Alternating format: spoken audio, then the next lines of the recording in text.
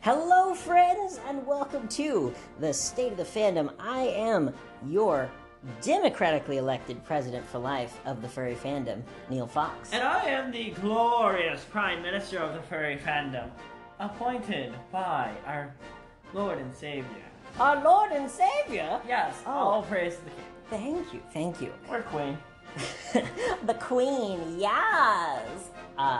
So, the theme for this episode is one of the most beloved cartoon characters of all time. Is it now? Yes. Oh my god, I'm very enthralled. Yes. It happens to be. Did you know, at least as of the time that I heard it a few years ago, I'll have to look this up, but as of a few years ago, Mickey Mouse was the most recognizable character in the world. More people could recognize a picture of Mickey Mouse than any other character. Second most of the golden fucking arches. God, our society has collapsed. Bring on the rapture, aliens. We're ready to be beamed up or annihilated. I don't really care at this point. It will be interesting regardless. Yes. More on that later. But unlike the golden arches, the trademark for Mickey Mouse is actually about to expire. It is? Oh my. Yes. I haven't heard hardly anybody talking about this, but the trademark for Mickey Mouse is set to expire in 2024. That's only 2 years from now. Oh my. Think of all the porn you can make. Porn? What do you mean? Porn of Mickey Mouse, obviously. Well, I mean, I guess you could with a public domain character. Like, the same way you could with Sherlock Holmes. You know, exactly. Sherlock Holmes is in the public domain. You can make... That's why there's so many Sherlock Holmes shows, is because the character is in the public domain. Most of the stories are in the public domain. Yes. After a hard-fought lawsuit from the estate of Arthur Conan Doyle, but they lost because under the current system, it's the life of the author plus 75 years. Now, yes. I have a question for you, Trey. Or I have a question for you, Laps. Yes. Why in the world would we say that copyright should last 75 years after the death of the author? It shouldn't. Unless that author happens to be frozen. Well, at that point, he's still technically legally dead. So, yeah. But, for example, the copyright system that was actually set up by Congress back in the day, this was, I don't remember, 1700s or 1800s, the original copyright system was 30 years. So, not from the death of the author, just 30 years. So, you write a book, and, let's say you write a book in 1990, 30 years later, it's 2020, and the book goes into the public domain. And that's how it worked for many, many years. Sounds fair to me. Yeah, I mean, how old are you, my friend? I am almost 30. Almost 30. So, which means I am eternally in my late 20s. Of course. For the next 20 years. It's fine. But let's put it into a human perspective. So, like, if you made... dog one?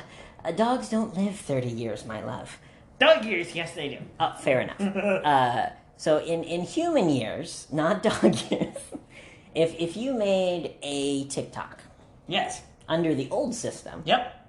No, obviously TikTok didn't exist in the 1800s, thank God, but the Victorian antebellum TikToks, I'm sure, would be a sight to behold. But if you made a TikTok under the old system today, in the year 2022...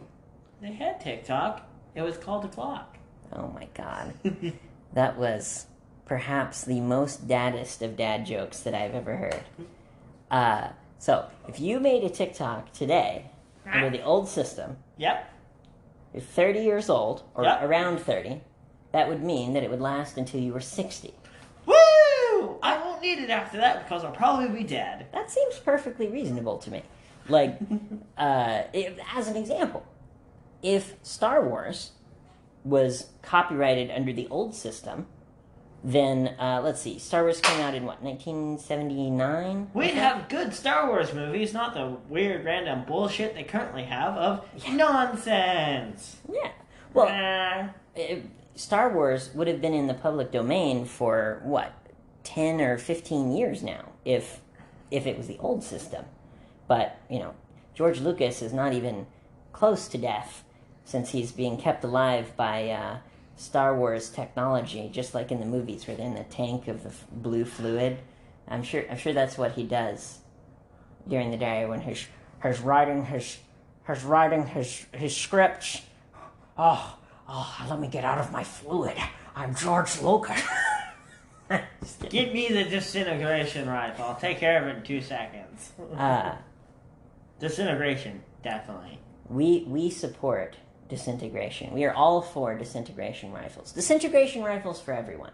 Yes! Constitutional carry of disintegration rifles and all weapons of megamind level destruction. But purge the heretic and righteous holy fire. Cleanse the non-believer for Vanu.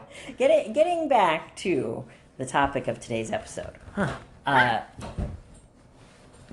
Mickey Mouse is going to go into the public domain. Hallelujah. In only 2 years. Hallelujah. Now, I'm sure, just like every other time that Mickey Mouse has been about to go into the public domain, Disney is probably fighting their hardest to prevent that from happening. I would guess. We need drugs, alcohol, and money to prevent that from happening.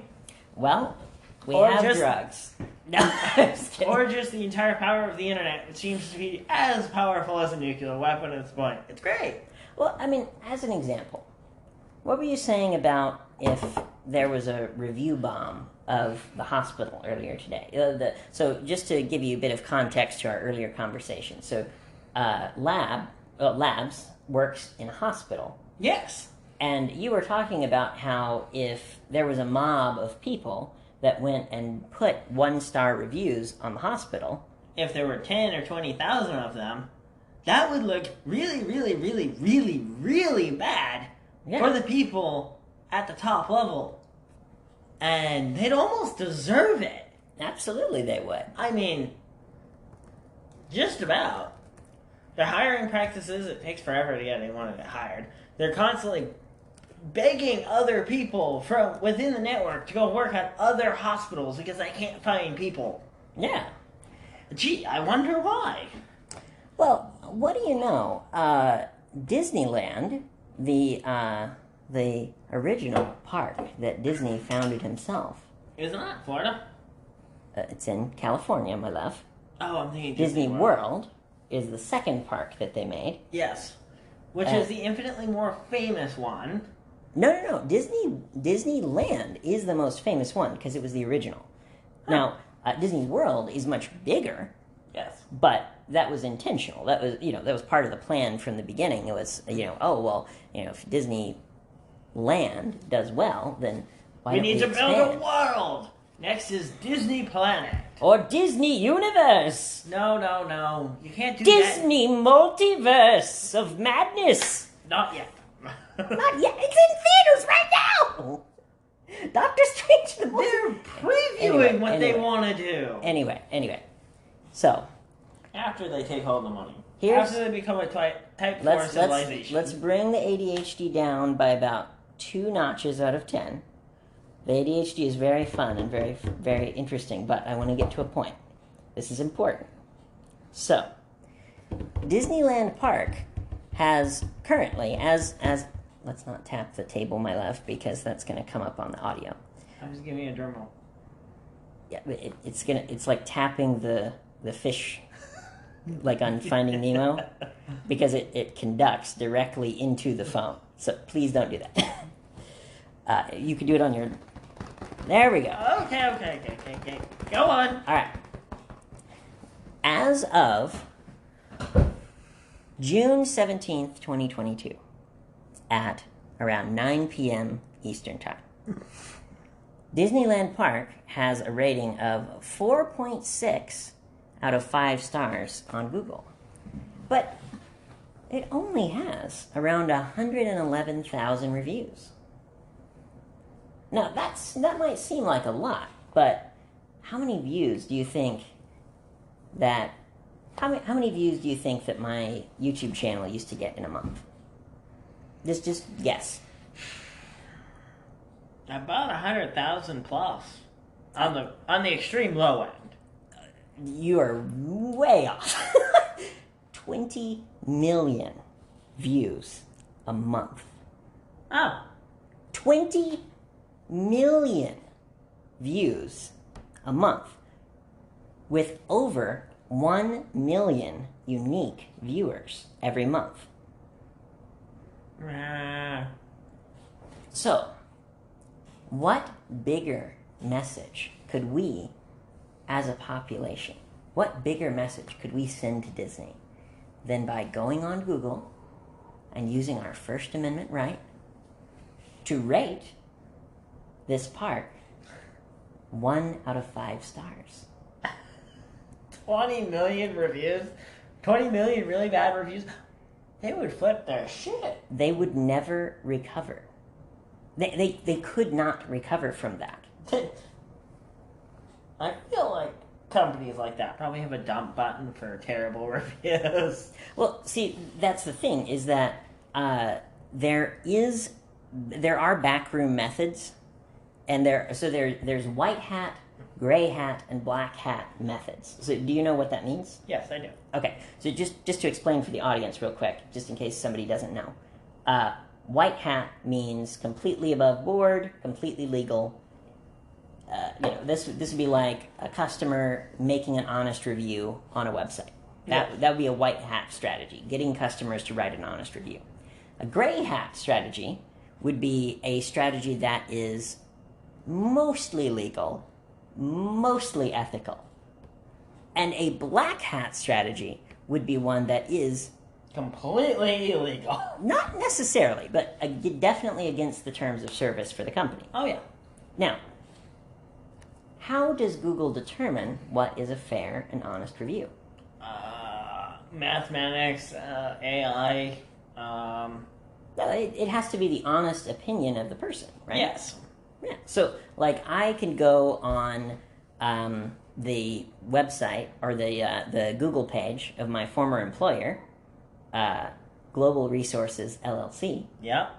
The consulting company that I used to work for, and I could quite happily and honestly write them a 1-star review for how terribly they treated their employees. Yes. Now, that would be my honest opinion. Their supervisors are terrible to their employees. That is not hyperbole. That's not... I talked to a lawyer earlier today about what I can and can't say on YouTube in the podcast. And what he said was, it is always legal to tell the truth. Yes. And in my truthful opinion, they treat their employees like shit. Fair enough. That is my experience as an employee. Yep. And considering the reviews of the company that I have seen in my time on the internet, many people agree with me.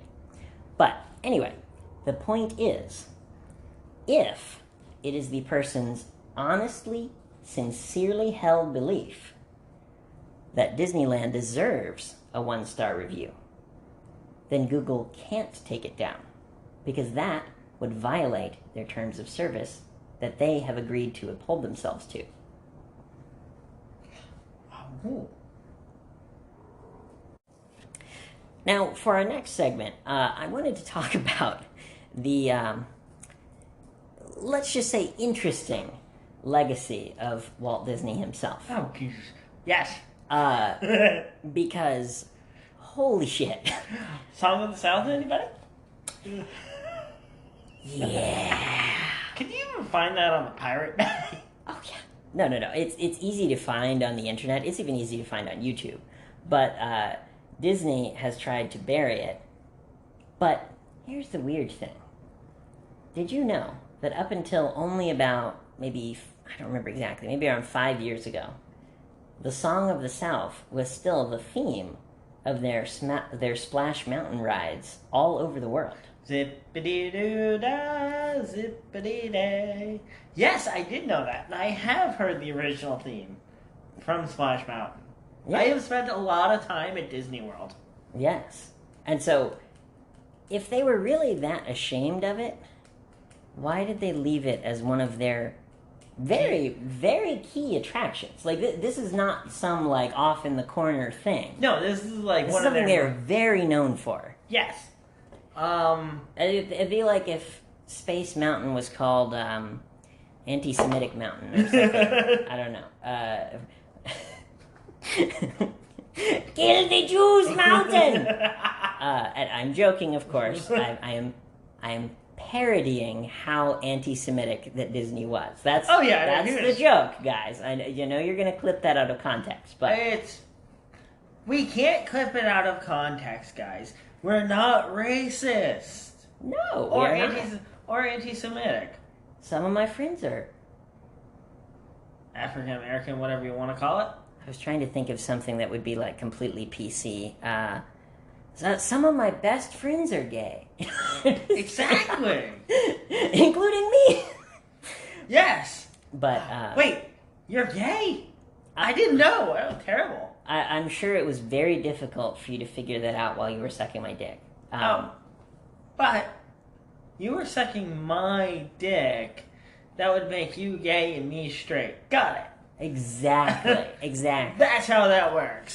So anyway, to reel us back in just a little bit. Disney was a widely known anti-Semitic person. Yes, and he was. He hated the Jews, and if he were alive, not even today, even 20 or 30 years ago, he would have been crucified in the media for all of these horrible things that he said and did. You know, look no further than his most famous creation, Mickey Mouse. Ooh, what's the story of Mickey Mouse? You have me intrigued. Well, my dear, my love. Yes. Tell me what it is called when someone paints their entire body black. Blackface. Correct. So what was the type of entertainment that was very popular in the 1920s? Horrifically racist minstrel shows. Correct. And I want you to take another look at Steamboat Willie, like some of those really early Disney cartoons. Oh my god, it was in front of us the whole time. We managed to deify a racist man. Yes! No,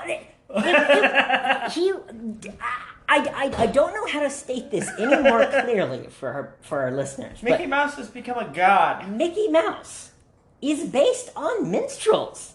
Like, Mickey Mouse, it might as well be blackface. But it's cute and furry, therefore it's acceptable in this world. Yikes.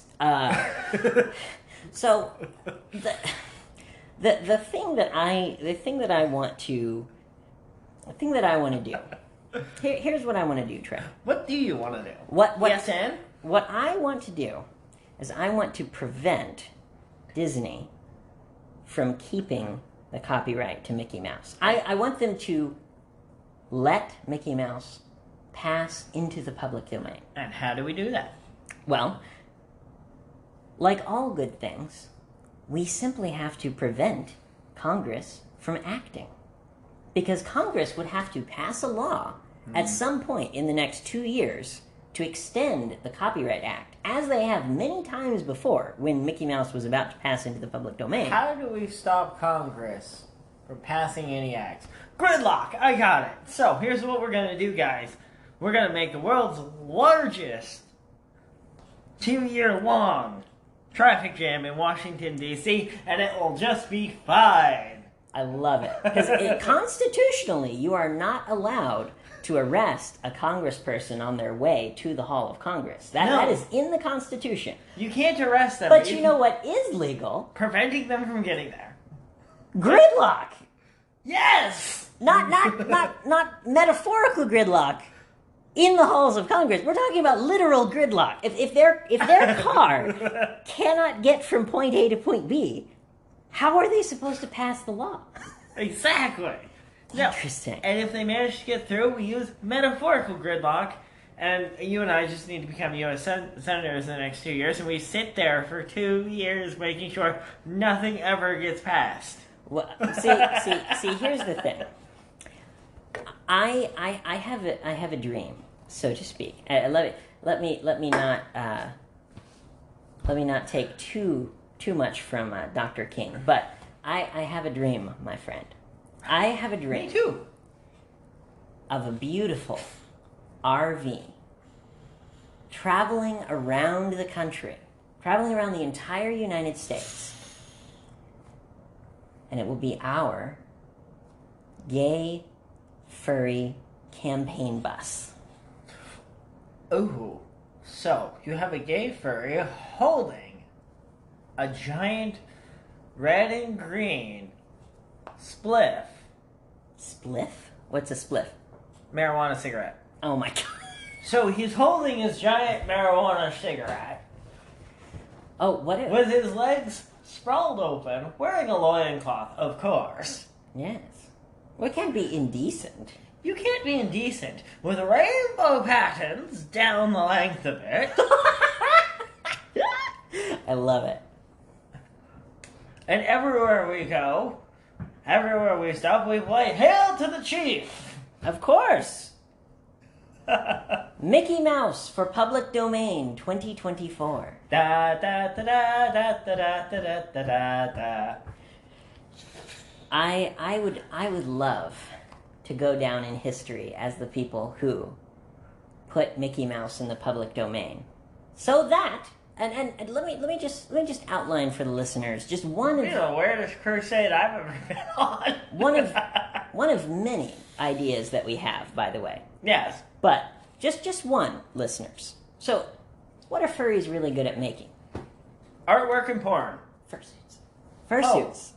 Fursuits. And artwork, porn, and fursuits. Yes. And what is a mascot costume of Mickey Mouse but a fursuit? A fursuit. Smoking legal reefer. So, all we have to do is cancel Walt Disney for being a furry. How the hell would we cancel them for being a... How do we cancel an anti-Semite? I'm certainly so difficult to figure out. I mean, everyone kind of knows that he's an anti-Semite. Not enough. Clearly. Look, I reiterate, for everyone listening around the world, that as of this recording, Disneyland has a 4.6 out of 5 stars on Google. I mean... And it was founded by an anti-Semitic furry. Does that sound just to you? No, it doesn't, but Nazi baby furs exist, so we clearly don't live in a just world. Well, what is the most virulent form of anti-Semite but a Nazi? All we have to do is just call Disney a Nazi. I mean, might work. Oh, that's how we do it. That's how we do it. We Photoshop. What if we Photoshop the face of Walt Disney on top of a picture of Adolf Hitler? Maybe. Let me smoke some weed and get back to you on that one. Yeah, I don't think I'm high enough for this. So we'll get back to that one. But so the idea that I wanted to the idea that I wanted to just put out there for any listener who might have just a creative spark to their life, a furry perhaps, a furry who makes fursuits perhaps, who I would love to pay full market price, which is normally around $2,000 to $3,000, by the way, for a full fursuit. I would love to pay a furry the full market price to make an exact replica of the Disney Mickey Mouse costume from Disney World and Disneyland. Because, here's the thing, it would not be legal to use that costume in any way until Mickey Mouse goes into the public domain. But when Mickey Mouse does go into the public domain, it's free game, and there's going to be tons of really, really weird stuff from foreign countries. Mostly Thailand. I think and China. I think you may be trying to deflect from your own habits, which are sadly very domestic. No. I'm domesticated? I am a Labrador. Yes. So here's what I want to do. Let me simplify it for you and for the listeners. What I want to do is I want to make a Mickey Mouse fursuit. And Wiggle. on the very day that Mickey Mouse passes into the public domain, we release dozens and dozens of videos on Pornhub of Mickey Mouse getting railed by every furry from around the world. Ba ba ba ba ba ba ba ba ba ba ba. And I am your furry president, and this has been the state of the Union. Oh, we're making bad ooh puns now. Yes. Now, the state of the Uwuian has been brought to you by our lovely, wonderful advertisement campaign, advertisers of Moxie and American Wood Art. Yes. Tell me about our sponsors, Trey. What is Moxie? Moxie is one of the most amazing sodas that you will ever find in New England. You have to go to New England, or a soda company called Rocket Fizz, or Cracker Barrel weirdly carries it. Yet to figure out. Cracker Barrel carries it? Yes, Oh, Cracker Barrel okay. carries it. Don't ask me why. They do. Well, for those of listeners out there who have functioning taste buds, Moxie to me tastes like cough syrup. It literally tastes like medicine to me. And there's a reason for that, because Okay. Moxie used to be a form of medicine. Well, Makes sense. if Coca-Cola can use cocaine, then I guess Moxie can use whatever they put in cough syrup. Codeine? And put it this way, Moxie is my go-to cure for stomach aches. Well, It will kill anything in your stomach. It is lovely. It's great. I feel like endorsing a sponsor.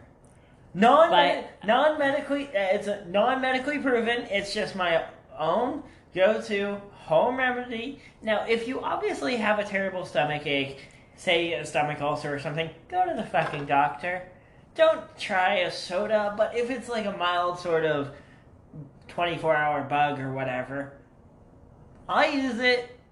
Hasn't killed me yet. I personally endorse it as a normal human being. And that is Moxie, my friends. Now, our second sponsor for this episode, we are very glad to have American Wood Art as our sponsor.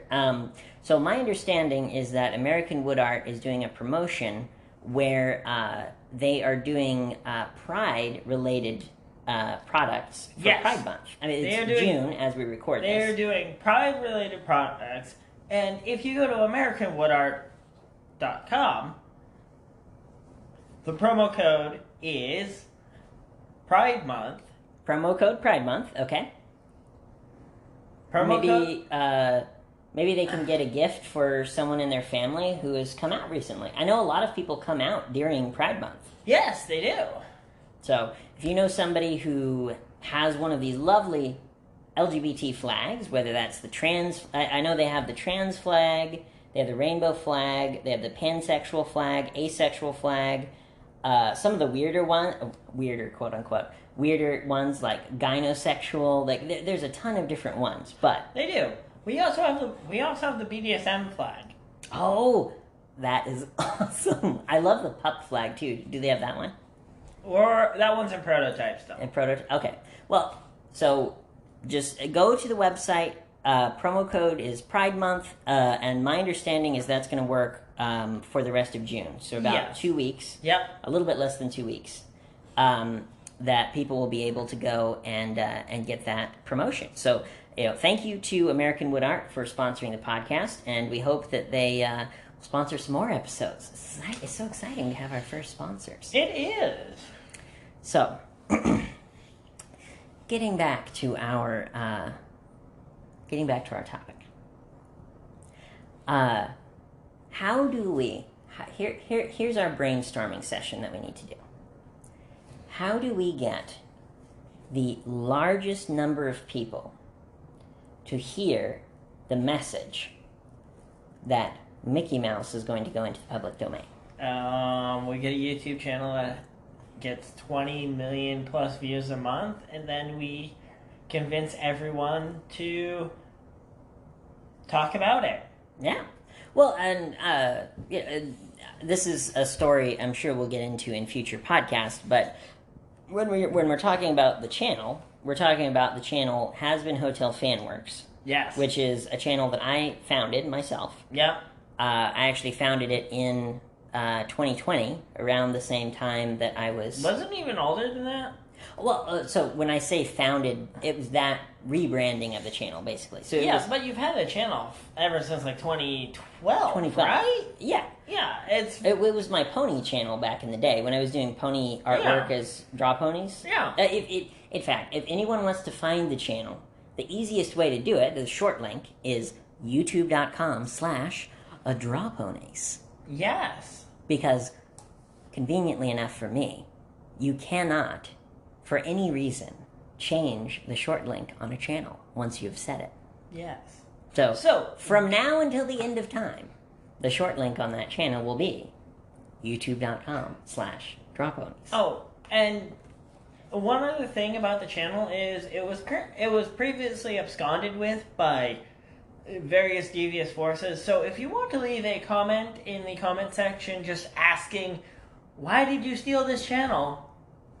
I'm sure they'd absolutely love to answer your question. Yeah, just to give people a little bit more context, because many people, I'm sure, have no idea what happened. So that's fine. The channel was stolen. Yeah. And I was locked out of the channel. You know, a channel that I started in 2012. Yeah. And 9.5 years later, my name, my social security number, all of this has been on the channel for 9.5 years, and then all of a sudden, out of the blue, it changes one day. Yes. And what do you know? YouTube won't do anything about it. I've contacted them on Twitter. I've contacted them on email. Contacted them by phone, by chat, every different way. The best thing they did was told us to call the police. Useless. Well, yeah. Almost as useless as Walt Disney himself. Frozen in carbonite, just like Han Solo. Underneath the legend supposedly is that he's frozen underneath the statue in Walt Disney World. Actually, I heard he was frozen underneath the statue in what was it? Not Splash Mountain. The mountain. I don't know. There's a couple of different mountain-themed rides in Walt Disney. The one that has what's it? The train. And Big Thunder Mountain? Big Thunder Mountain, yes! Okay. As the listeners may have figured out from listening to other episodes, Trey has a little bit of trouble with names of things. Sometimes. That's okay. Sometimes I don't have an encyclopedic knowledge. I have approximate knowledge on many topics. That's why you have a fox who has encyclopedic knowledge on the most useless of subjects. The absolute most useless knowledge that anyone could ever possess. I have an encyclopedic knowledge of far more useful things in this world. That's true. He has better things to do. That's his catchphrase. He has better things to do. I do. So here's what I want to do. Yeah. And I think that with the resources that we have, we can make this happen. Okay. We can buy an RV, and we can paint the outside to look like a campaign bus. And we can put whatever slogan on there. Why don't we just buy a campaign bus? Why don't we just buy an old so funny. Why don't we just buy, some used Just an old bus. Just some old campaign bus or some shit. What if we got like an Save ourselves some the trouble. What if we got an old school bus and we gutted it and remodeled the inside? Maybe. Or even better would be to do an actual campaign bus, but I'm sure those are expensive. Old school buses are not expensive at all. They're very cheap. Actually, once the campaign's over, they probably really don't have a use for them.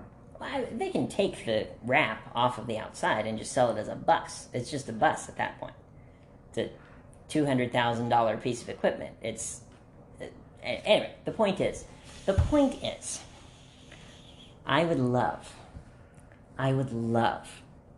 to tour the United States with you in our gay, furry party bus. We rolled that up to Maine one day. It's like, I go visit my parents. Don't worry about it. It's all good, Ma. What the did you do now? I think we should make hats that say, "Make intellectual property great again."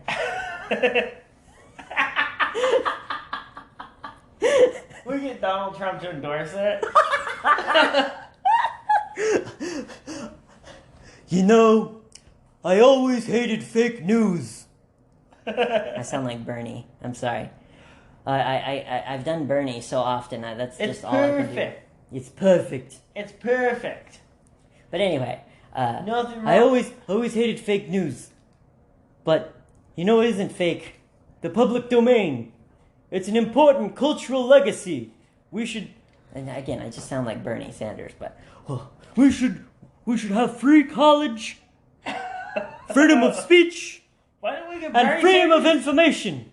Can we get Bernie Sanders to endorse us as well? Why the hell not? I would love to have the first cause in history endorsed by both Bernie Sanders and Donald Trump.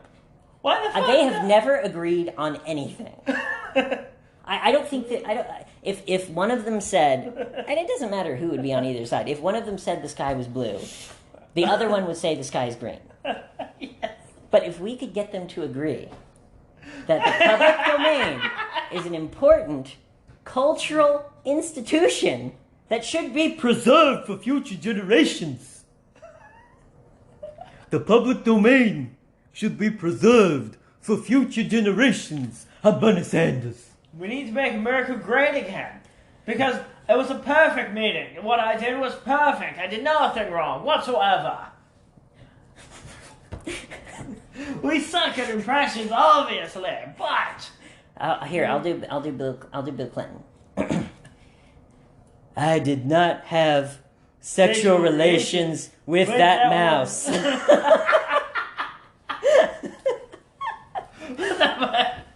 See. Here's the thing. Normally, going to an extreme, like comparing someone to a Nazi, is hyperbole. It's crazy. It's like wild and crazy and doesn't make any sense. But Walt Disney was a Nazi sympathizer. if something is in the public domain, you can cross it over with Nazis if you want, and it's perfectly legal to do. Oh, we just crossed it over with Nazis, babies, and baby furs. Oh wait, they've already done that. Never mind. We should absolutely commission furries to make the most insane crossovers that we can think of. So the Nazi, baby fur, Mickey Mouse. That's a perfect one. Nazi, baby fur, Mickey Mouse. You are so good at coming up with wild and crazy ideas. What's the craziest crossover you can think of? Some things that are super controversial. Guns. Okay, so I got it. Okay. You'll do Nazis, baby furs, guns, Abortion. super controversial cub porn, Religion. religion. Catholics. Catholic priests. Oh yeah, fuck it. Okay, so here's the scene. Okay. Here's the scene. You take a Catholic priest, Okay? you take Walt Disney in Yeah. blackface. You take I already love it. You take Walt Disney in blackface, railing the Catholic priest, and then the Catholic priest is railing the Nazi baby fur. Oh God! Oh, oh God! Oh my God! Well, they're all being pissed on Yes.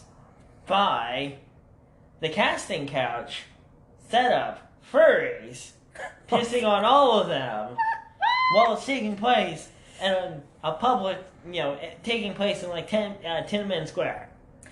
There is a mosaic that you can plaster I love it. in a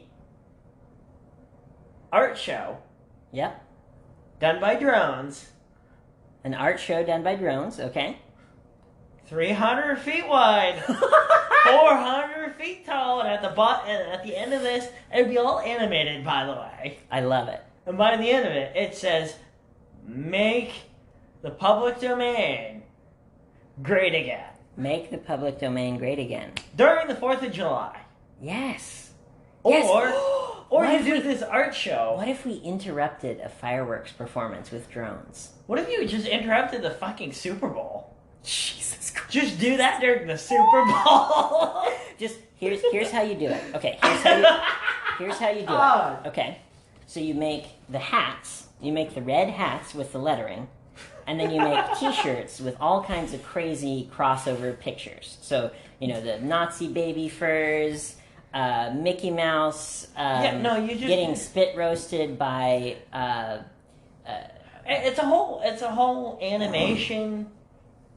It's just a whole 8-minute animation during the halftime show. No, during the halftime show of the Super Bowl. Mm-hmm. Now, see, here's the thing. If we had the budget for that. So here's the thing. I want you to stop and consider your idea for a moment, because your idea is genius. Uh-huh. And here's how we do it. If you were going to publish something on television, you would have to abide by rules set forth by the FCC. Well, we're not publishing. Federal Communications Committee. Hold on, let me speak. Okay. Hold on. But if you are doing a protest, you don't have to abide by the rules of the FCC. In fact, if there were cameras rolling when we started our protest, they would not be able to show the footage because it would be banned by the FCC. If we in the middle of the Super Bowl had 100 furries walk in wearing 2 T-shirts, one blank T-shirt on top of these crazy designs, and you just had everyone. You set a specific time, and you just have everyone take off their shirt at the same time and then put on the hat that says, "Make the public domain great again." They couldn't stop us. What are they going to strip search every single person who walks into the stadium? No. They will after that, but... we're not doing anything dangerous. We're not bringing in any type of weapon, anything like that. We're not endangering people's safety. We're just doing something extremely indecent, but not illegal. Well, the thing with the drones is, you can set it up so it plays, say, you do it large enough, bright enough, you get all the permits and everything, you do it a mile away. Oh, yeah. You do it a mile away from the Super Bowl. Right. But it goes up. It goes up high enough that they can see it. Yes! Yes! You mad genius! Okay. You get all the permits and everything, and then it goes up, white screen, Steamboat Willie, and then it just rolls and gets it becomes more and more insane by the end of it. And by the time you're done, it's just, what the fuck just happened? So, here's after we do, or maybe before we do the Super Bowl. That I love doing something at the Super Bowl. We got to do something. Whether even if it's as simple as we just go into the Super Bowl and we start passing out flyers or something like that. No. We don't even need to buy tickets to the Super Bowl. Here's what we'll do. Yeah. We'll just roll our friggin' bus up. Oh yeah, And we'll be start part of the selling- tailgate. And we'll just start selling popcorn. Oh no, giving away free popcorn. I guarantee you, they will not give a license to sell anything. At the tailgate. No, everything's free food anyway. Everything's free. So we just give them popcorn. Yes, we roll up and we're gonna do the recycling thing. Remember? Uh-huh. So we're there. We have our big whether it's boxes or bins or whatever. Wheelie buckets. Big colorful wheelie buckets that say, Cans hey, here, recycle buddy. your cans, recycle your bottles, all of that. Yep. I bet people would be happy to do that. With popcorn. Yes, but recycle a can and get free popcorn. Uh-huh. Why not? I bet people would enjoy that. Why not? People have tons of cans. Line up your whole family. Each person donate a can or a bottle, and you get free popcorn. Why not? Exactly. Everybody would love it. Yes. And so, We show up to the Super Bowl and we make more money. It's like, how? We got 10,000 cans off that. Sweet. yeah. Well, and at the rate, which is 10 cents in Michigan, Yep. at that 10 cents per can rate, that would be $1,000 just from that one event from 10,000 cans and bottles. Yes. From one event. Oh, yeah. From people giving us their garbage. Uh-huh. That would be amazing. So, in addition to the Super Bowl, here's another one that we should do. Remember how we were talking about Mr. Beast? Oh, yes. Just roll up with a bus. No, here's what we'll do. We'll have our furry campaign bus with the president of the furry fandom, of And course, the Prime Minister. and the Prime Minister, Dog and Fox 2028 or whatever. I don't know. We'll figure it out. Dog and Fox. And we roll up to the office where Mr. Beast's employees work, and we're on public property. We're not on private property. We're on the public street, Yep. and we just start yelling with our megaphones. Make the public domain great again! Why Mr. not? Beast! Why don't we just knock on his door and ask for an interview? Yeah, why not? We could just knock on his door and say, Hold a rally. How about we hold a rally in his hometown? and then we go knock on his door. Whatever, he lives in some town in North Carolina or something. No, he'll come to us. I guarantee you, if we hold a furry convention in his hometown... Is he a furry? No, darling, let me speak, please. If we hold a furry convention in his hometown, and the name of the furry convention is Mr. BeastCon, I guarantee you he will show up. He has nothing to do with the furry fandom, but his logo is pretty fucking furry. It is?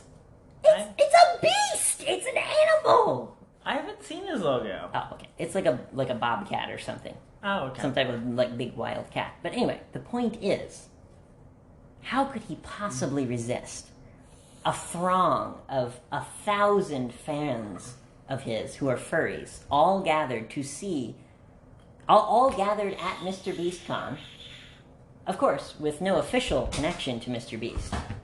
And when we publish that on all of our platforms, we have no official connection. We invite him.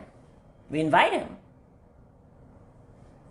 We'll call it potential special guest, Mr. Beast. Why not? That'd be so fun. Like, we're just some bored furries. You want to come to this convention? And it's a furry con called BeastCon. It's a furry con called BeastCon, and why don't you throw the furry? Why don't you throw us a bone here? Come show up and post one of your YouTube videos. Come show up.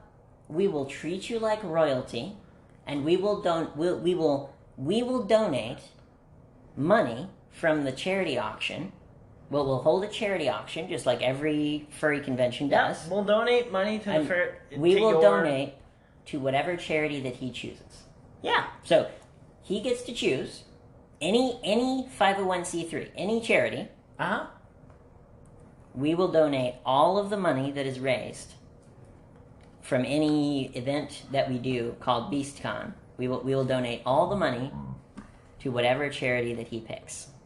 Okay. And he can come to our event and choose the charity live on the stage. Yeah. How could he possibly resist?